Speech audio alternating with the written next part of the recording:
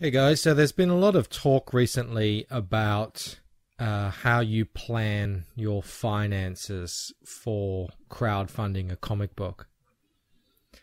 Obviously, no one wants to run a campaign, gather the funds, then realize after the fact that they don't have either enough money to produce the book, print the book, or ship the book. And this is a really crucial part of crowdfunding, because if you fail, especially if it's your first campaign, that could be toast for you going forward. It's already increasingly getting tougher and tougher to gain the trust of new fans for new creators. You know, after some high profile campaigns that failed to deliver, and some potential big campaigns that might fail in the future. You don't want to find yourself in a position where a year later you are struggling to come up with the funds that you need to complete and deliver your book to your backers. So I recently was trying to work out how much all my costs would be given different amounts of backers that I might get for my upcoming campaign. And also, in addition to that, see how many backers I would need for a particular stretch goal I'm hoping to add to the campaign. So this here is a spreadsheet that I created, and it's got a lot of columns. So I guess the first one to talk about is copies sold. So this is how many backers or books I can potentially sell in my campaign, starting at 25, going all the way up to 500. As a new, as someone who's never run a crowdfund before, I think as long as you have a pretty good book and you're actively promoting it, anywhere between 100 and 200 is probably a good place to shoot at. Anything above that means your campaign is going really well, and anything below it means you probably don't have the audience that you need, and maybe close the campaign down and try and get some more people in your audience and launch it up again when you've got more people. So basically the way I've set it up is, because I'm anticipating smallish numbers for a first campaign, I've got it set up so that however many copies I sell, I'm going to print double that. If you've got 5,000 backers, you might not want to be printing 10,000 books. But I think if I end up, say, getting 125 backers, I don't think it's unreasonable if I print 250 books. The benefits of printing more books are obvious, that the more books you print, the cheaper the price per unit, you can see here, is. And also, obviously, you're going to need to have backups in store for books that are lost, books that are damaged, and then on top of all of that, always good to have books in store for selling later on. So here I've put in, so just say I sell, I get 100 backers on the campaign for 100 books, and I print 200. They're going to be, these are all prices that I've sourced from Mixem. And if these numbers look large, that's because they're all in Australian dollars. So for all of you watchers in the United States, these are all being converted to Australian dollars. So if I were to print 200 books, the total cost would be $1,542, and that's $7.71 a book. Now, this is so I've made a formula here to say, okay, 100 at the price that I will be setting the book at equals $3,800. Again, this is Australian dollars.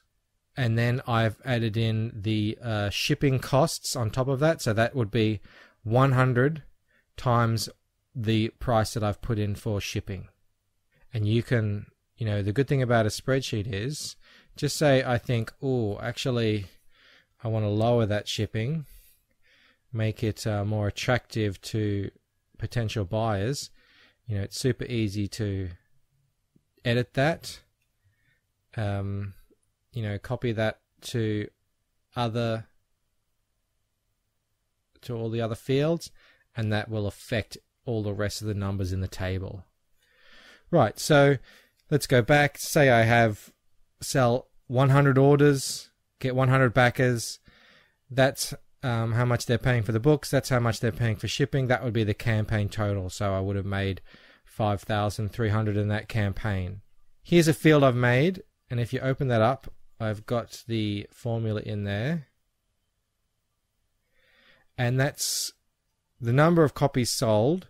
And here, this number 207 is the number that I figured out based on Indiegogo's transaction fees. So there's a set transaction fee per order sold, and that is a percentage of the cost of the book plus 30 cents, I believe.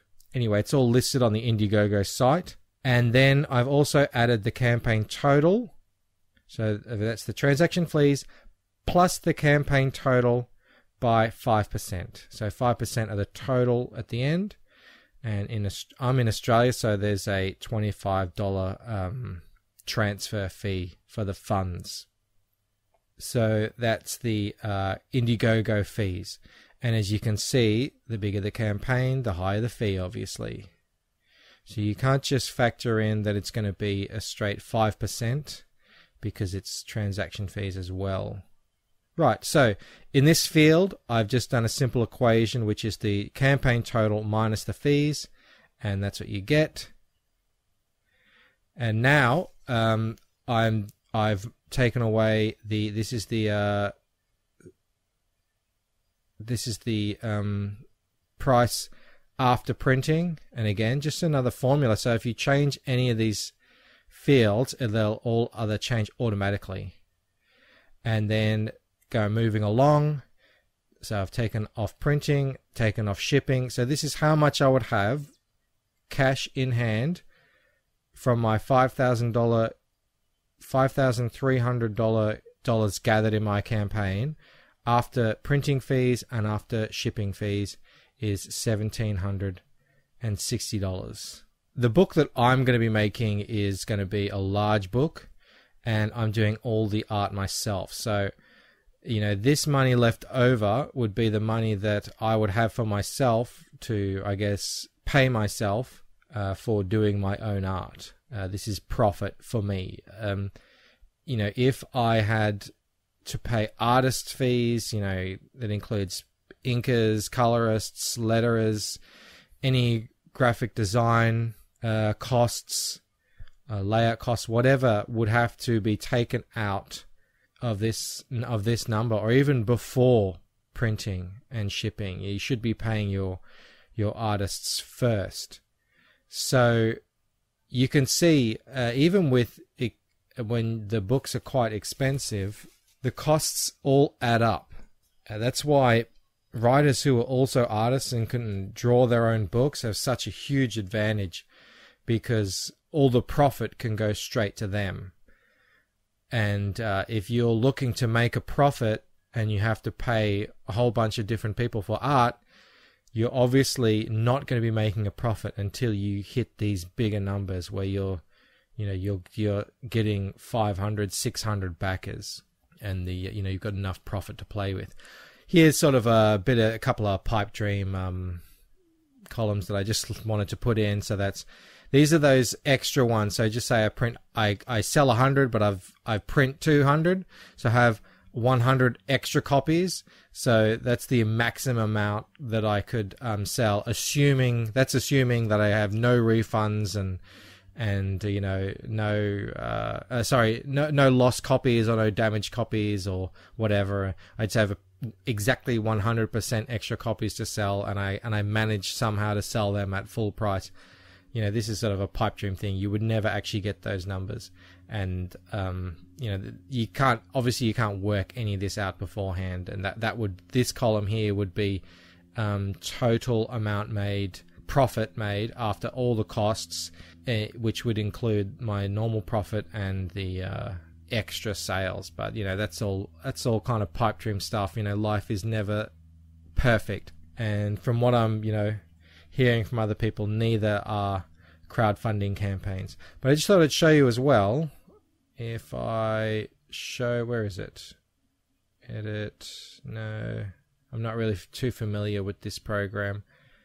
Unhide all columns. There we go. Okay, so I want to do a spot UV on my cover, right? I've got a pretty big, expensive book as it is. And, if I got 25 backers in my campaign, to get a spot UV, it would cost me $75 per book. So that is obviously not feasible. But the good thing is, you go into a site like Mixam, you can just plug in all of these costs, and it will give you the costs for, whatever quantity that you want. So I just type in, all the different quantities until eventually I get to a point where I see, okay, the price per unit for a spot UV cover is not too much more than not having a UV cover. And that's something that you've just got to figure out for yourself. I saw that, okay, printing 500 books, it's kind of getting pretty similar. 600 is much better. 700 and onwards is, perfectly fine. So this is, whereas before I was thinking, all right, I can launch the campaign very safely with a $3,000 US goal that would cover all my printing and shipping. I thought maybe I'll set a $5,000 stretch goal for the UV. Well, all this information here tells me that is not going to happen. If I did that, I would be losing money. So it's difficult to say what 5,000 US is. I think it's probably around this price, 3,000. And hang on, am I thinking backwards here? Now this is Australian dollars, so it's actually. So I've just checked the exchange rate, and it looks like, I think somewhere around $6,000 or $7,000, maybe even higher than that. I could offer a stretch goal and not put myself in trouble to have a spot UV on the cover. That would still be feasible. Anywhere before that, and the profit margins become too thin, especially for a first campaign. I really don't want to be going into my own pocket here and having a bad experience and potentially not being able to deliver in time, having to stagger out fulfillment because I can only afford so much at a time. That would just be an absolute disaster. So always err on the side of caution. Better safe than sorry. I would, as much as I would love to have a UV spot cover on my first campaign, I have to also accept it just might not be in the cards if I have to get upwards of, say, 250 or 300 backers on my first campaign. That all depends on how much people take to my project or to me, or how much promotion I can get out there for it. So yeah, guys, figure this stuff out beforehand. Don't dive in to the pool head first without checking how deep it is first. Don't go in there blind like some people have in the past. Make sure you've got all this stuff locked down tight, as tight as you can. Overshoot in terms of, give yourself contingencies. All these numbers, estimates, things can happen. Give yourself a little wiggle room in your projects, and everything should go off without a hitch. All right, I hope you like this video. If you want to see more like this, hit subscribe, hit like on the video, leave a comment below, and I will see you next time. Cheers, bye.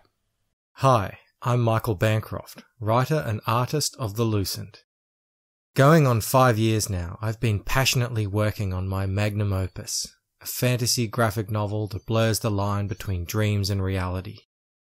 My first book in the series, Waking Dream, introduces readers to the mysterious world of the Lucent, a place that on the surface looks not too dissimilar from the world you know, but where nothing is quite as it seems.